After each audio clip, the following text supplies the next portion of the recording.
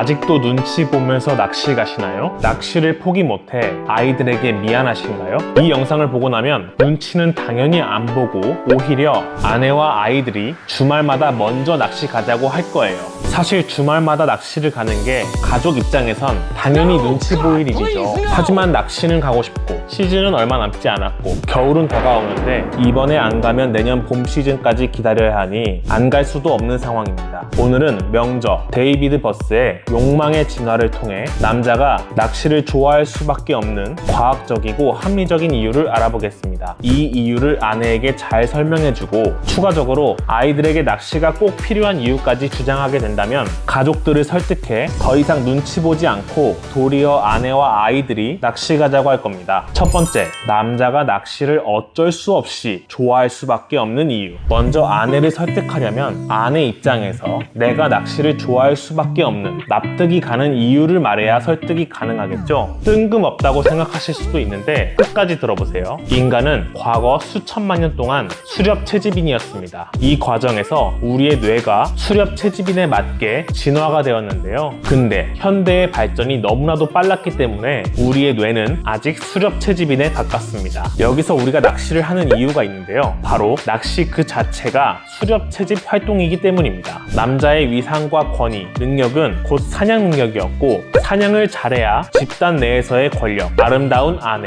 가장으로서의 책임을 다하는 것이었기 때문에 수렵 채집 활동을 하는 그 자체가 본능인 것이죠. 하지만 근대 현대 사회에 접어들면서 직장 내에서의 활동이 사냥 본능에 걸맞지 않는 경우가 많기 때문에 사냥의 기쁨, 수렵 채집의 기쁨, 그리고 사냥감을 집으로 가져가는 남자의 헌신적인 본능에 가장 잘 맞는 취미가 낚시인 것입니다. 과거에는 아내들이 사냥을 잘 해오길 바라고 사냥감을 다른 곳에 주지 않는 헌신적인 면모를 남편에게 바랬지만 풍족해지고 맞벌이를 하는 현대 사회에서는 아내들이 그것을 바라지 않기 때문에 낚시를 하는 것을 이해하지 못하게 되었습니다. 따라서 이러한 과거를 통해 남자의 본능을 아내에게 잘 설명한다면 단순 취미로 생각했던 아내가 남편의 본능 충족을 위한 필수 활동임을 알게 되고 이해하게 될 수 있는 것입니다. 또한 남편뿐만 아니라 아내 역시도 과거 수렵 채집인 시대의 뇌를 가지고 있기 때문에 남편의 사냥 능력과 헌신력을 상당히 중요시하므로 남편이 사냥 능력으로 잡아온 조과물로 직접 맛있는 음식, 예를 들면 쭈꾸미 샤브샤브, 버터구이, 갑오징어 회, 광어 등 아내가 좋아할 만한 음식을 해주시면서 저녁 식사 집안일을 하루 쉬게 해주신다면 낚시를 통해 남편의 사냥 능력과 헌신력을 보게 됨으로써 남편의 취미 생활을 절대 반대할 수 없을 거예요. 우리가 물고기를 잡았을 때 드래금을 크게 만들거나 히트라면서 크게 외치는 것, 잡은 고기를 자랑하는 것 또한 무리에서의 사냥 능력을 어필하면서 남자로서의 위상이 올라가는 수렵 채집인의 뇌를 가지고 있기 때문이죠. 여기서 주의할 점이 있는데요. 과거의 수렵 채집 시절처럼 잡은 물고기를 집에 가져가는 것은 아내가 요청하지 않는 이상 절대 하지 말아주세요. 결국 번거로운 손질은 아내 몫일 테고 집안의 비린내를 정말 싫어하기 때문에 이 부분은 과거의 본능을 버려야 하는 부분입니다. 오늘 저녁 식사 때 이러한 본능에 관한 이야기를 통해 낚시 얘기를 해보시는 건 어떨까요? 이야기를 잘 해주신다면 낚시 가는 남편에 대한 이해도가 많이 올라갈 거예요. 만약 여기서 아내가 이해를 못 해준다면 한 가지 방법이 더 있는데요. 두 번째,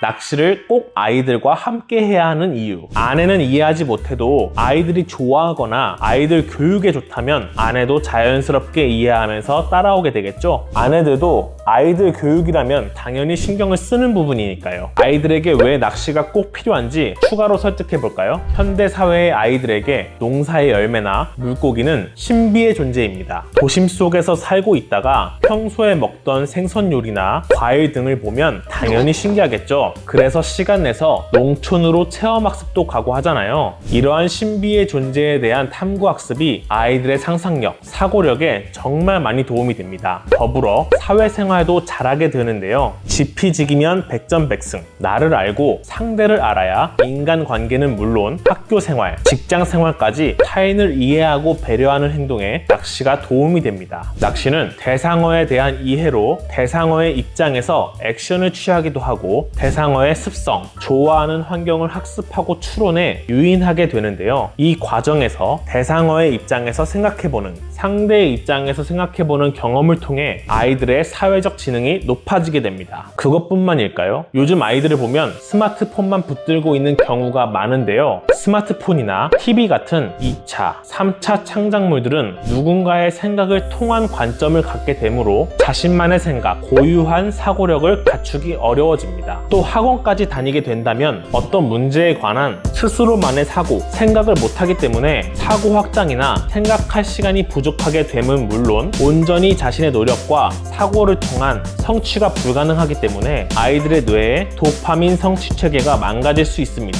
하지만 반면 자연과 함께 생각할 수 있는 시간이 많아지는 낚시는 대상어에 대한 탐구와 생각할 기회가 많기 때문에 이러한 문제를 해결해 줄 수 있습니다. 또 아이들의 추억에는 얼마나 좋을까요? 부모님과 함께하는 낚시, 야외에서 즐기는 식사나 캠핑 등 학교, 학원에 지쳐있는 아이들에게 아주 좋은 환기가 될 수 있습니다.